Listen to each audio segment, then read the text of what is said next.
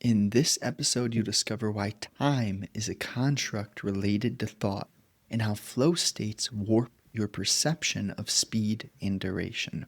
Welcome to Energy Alignment for Entrepreneurs, the podcast helping entrepreneurs be free from anxiety, stress, and tension through balancing emotions and consciousness expansion. Here's 3 things that you're going to discover today. Number 1, the difference between 10 minutes feeling like 4 hours, 2 hours feeling like 5 minutes. Number 2, how to access flow states where your identity is gone. And number 3, why movement and exercise are fundamental to achieving or letting spiritual flow move through you. Now, if we look at point number 1, the difference between 10 minutes feeling like 4 hours and 2 hours feeling like 5 minutes. This really comes down to how stuck or free are you in the context of thought. So if you take a step back with me, you have thinking, and all thinking is based upon an identity. That identity we refer to as me or, right? I'm this, I'm that. I have to do this. I want to do this. The point being is that when you have 2 hours feel like 5 minutes, you are not stuck thinking. You are simply present. You are fully involved, immersed in that which you are doing. Now, you could say it's a video game, or you could say it's chopping wood, right? What's that quote? Before enlightenment, you chop wood, carry water. After you chop wood and you carry water, what are they saying? They're saying that this is all up to you, that your relationship to time, your relationship to thought, can you notice that you are the one watching and that you are also the one who is in it? You are both. And it's not that thought is bad, and it's not that the flow state is the only thing. But what we're really needing to understand here is that time is nothing without thought.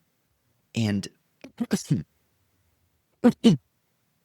question is, how frequently can we move through time without thought?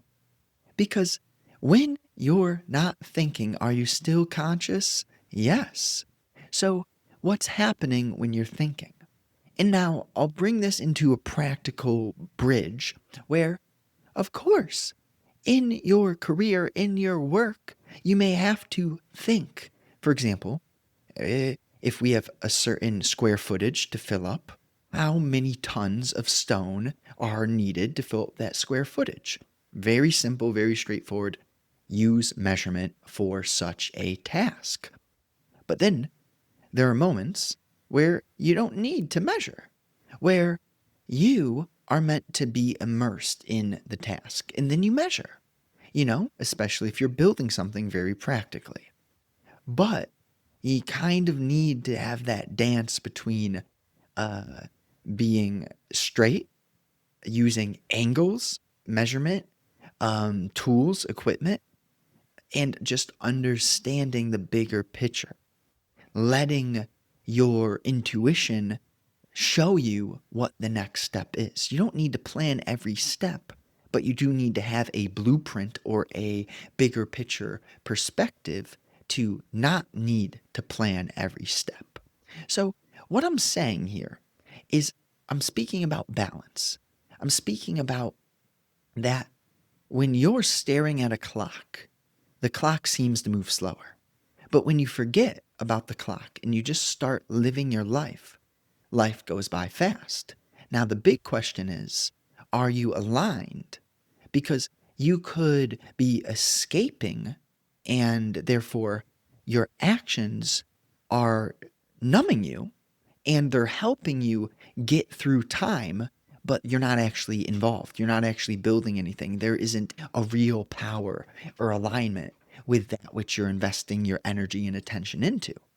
Now, on the other hand, there is a lot of similarities there, but the contrast is that there is meaningful and worthwhile work being done.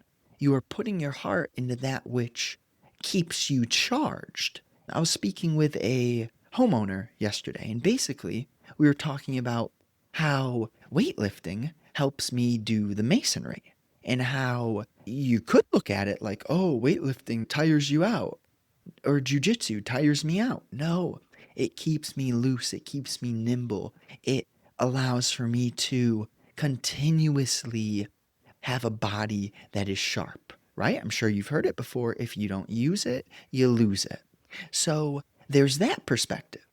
And so we're going to hop into point number 2 because I think I've kind of nailed home the core of what we need to understand about 10 minutes feeling like 4 hours and 2 hours feeling like 5 minutes. Now, number 2 is how to access flow states where your identity is gone. And what can I say? This is a process of learning how to let go of the certainty of always forcing your will onto the world. So, this means that you start to learn how to surf. Surfing is not just an act of riding water physically, but also riding water psychologically, elementally, spiritually, changing air to earth, etc., etc.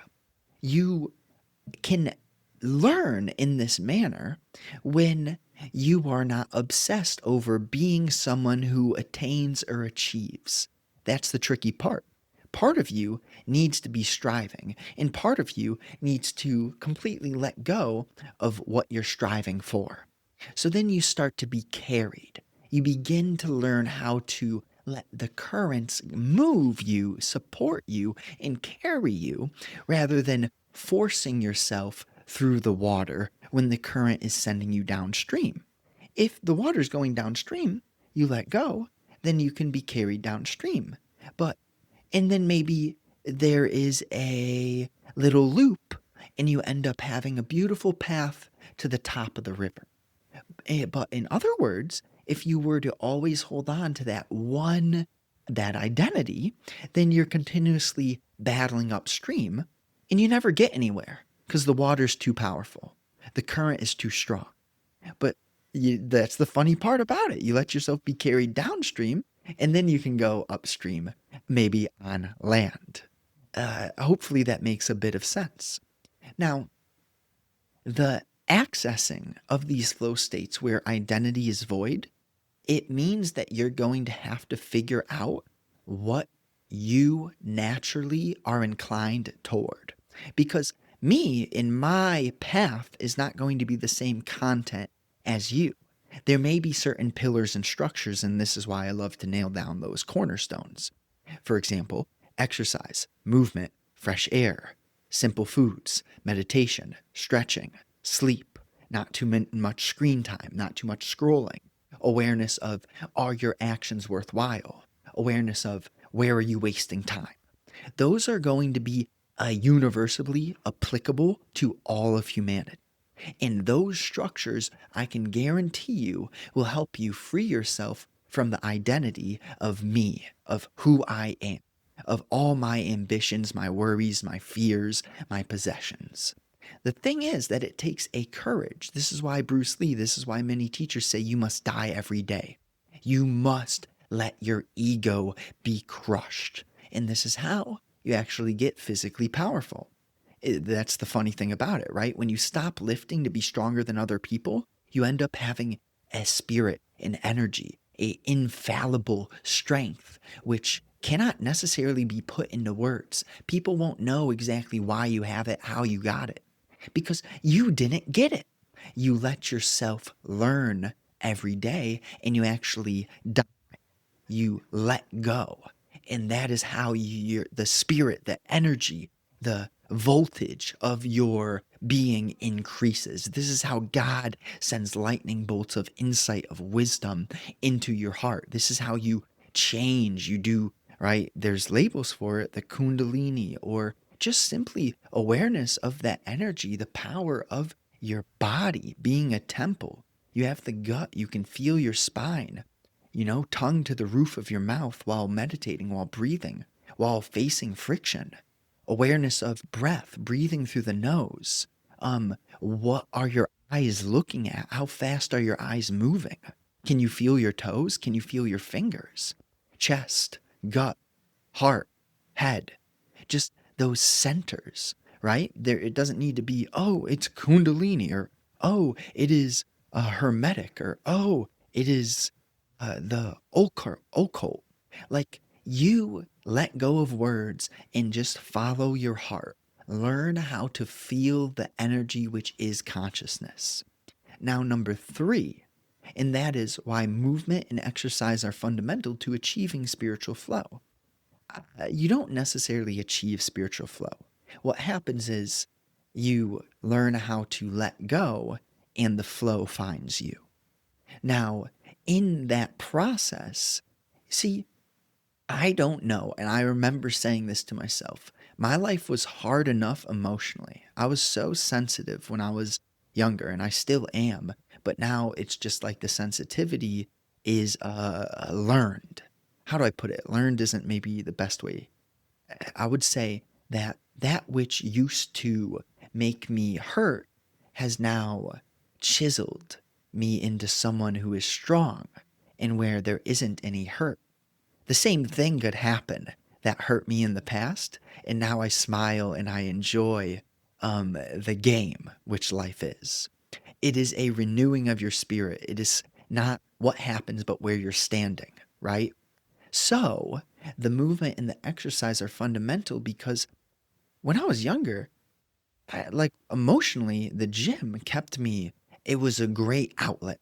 You need energetic outlets, and physical movement is a great way to distill the maybe sometimes you get clogged energetically, right? That's what overthinking is. It's a tunnel vision, an obsession over a specific thing in relationship to the identity, right? You cannot have thought without the identity. So, what is overthinking? It's a clog.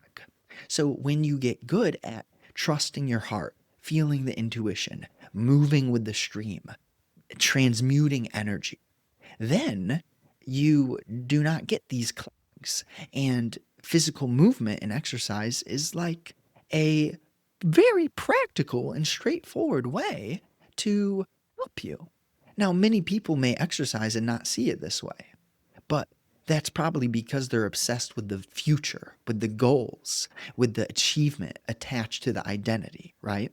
Whereas if you really, really, I've just been exercising for long enough, you get to a point where you exercise not only for your body, but for your spirit, for your mind, for the holistic image, for the entirety of who you are and how you feel. You don't just exercise for muscles. You don't just exercise or go to the gym for this hope to meet a lady. You exercise because you see what it does for your being, for your spirit. And you notice that you have the power to change what you feel, what you are, and how you show up. And if we bring this back into the butterfly effect or the ripples, you are your best because you have compassion. You know who you are when you're not operating at your best, and you don't want to share that. It's almost that simple. You get so clear, you're done sharing low frequency. You're done, and you can't entertain it anymore. So sometimes that means that you feel a certain way and you are silent. If you have nothing true to say, nothing nice to say, do not speak. Or you transmute the energy. So hopefully that is beneficial in some form. Let's hop into the recap real quick. The difference between 10 minutes feeling like 4 hours and 2 hours feeling like 5 minutes. Time warps because time is a construct in relationship to thought. And when you are absorbed in thought or striving for conformity, time moves slowly. But when you are in flow, time moves quickly. Now, how to access flow states where your identity is gone. When playing sports like football, you can enter flow states where your identity is gone and you are just doing something, you're being something, you are the team, you are just being. Now, for me, that was my specific format. For you, it could be crocheting, could be walking, could be petting the dog, the list goes on, right? That's where I said you got to find what your natural inclinations are. And you also have to be honest about unraveling conditioned inclinations, which you may believe are natural, but they have been programmed, they have been adopted from false light, they have been absorbed from conditioning and memory, knowledge, and experience. So there's that balance of really feeling in your heart. And sometimes you have to pray, devote yourself, meditate to help get these answers. Sometimes you will be in a confused state where you just don't see clearly for a period of time. And in that confusion, there is a strengthening as you just let uncertainty guide you and you do your best to trust that the answer will arrive in correct timing. So, now the second point, or actually the third point, why movement and exercise are fundamental to achieving spiritual flow. Movement, exercise, and physical effort are fundamental to spirituality in helping you access flow states. Keeping the vessel strong through simple foundations like nutrition, stretching, and meditation, it's all required for alignment.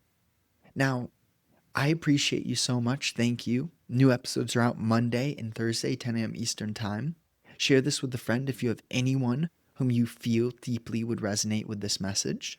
And if you want to create that physical excellence, I have basically an accelerator Greek God blueprint for you. It's 27 bucks. It is in the description below. You could also schedule a free strategy call with me. And if you want to read the emails, they are written distillations of this message. You can sign up for that as well. Have an amazing day.